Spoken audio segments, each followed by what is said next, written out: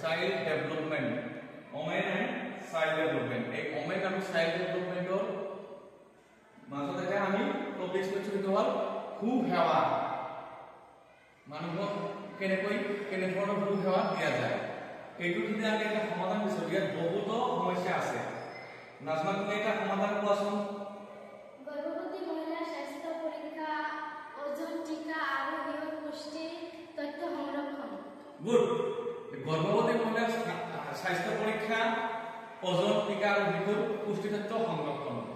এনেকুৱা আৰু আছে যেনে ধৰি লোৱা ইমাৰ্জেন্সি হেল্পলাইন কেতিয়াবা যদি শিশু বা গৰ্ভৱতী মহিলাৰ তেনেকুৱা অসুবিধা হয় 24/7 আমি কি কৰিব পাৰো সহায়ৰ বাবে মহিলা সুৰক্ষা কল বটন দিব পাৰো সেইটো হ'ল 1901 আৰু 181 ঠিক তেনেদৰে এৱাৰনেছ সেকশন পুষ্টি শিক্ষা আৰু চৰকাৰী আঁচনিৰ তথ্য স্থানীয় ভাষাত আমি মানুহৰ মাজত এৱাৰনেছ কৰিব পাৰো আৰু তোমালোকে ধৰি ল'ব পৰা আৰু আছে ইয়াতে অংগনবাড়ী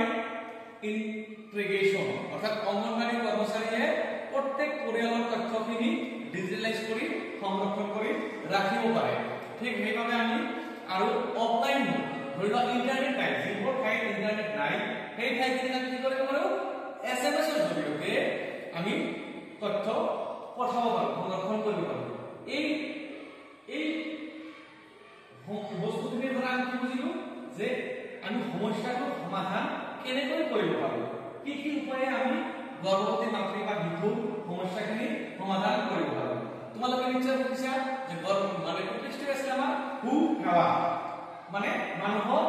স্বাস্থ্যৰ প্ৰতি যত্ন লোৱা সেৱা প্ৰদান কৰা অকল আমি বুলি নহয় আমাৰ সমাজখন ইয়াৰ লগত জড়িত সাঙুৰি থাকিব লাগিব তেতিয়া আমি এই সমস্যাখিনিৰ পৰা সমাধান পাব পাৰিম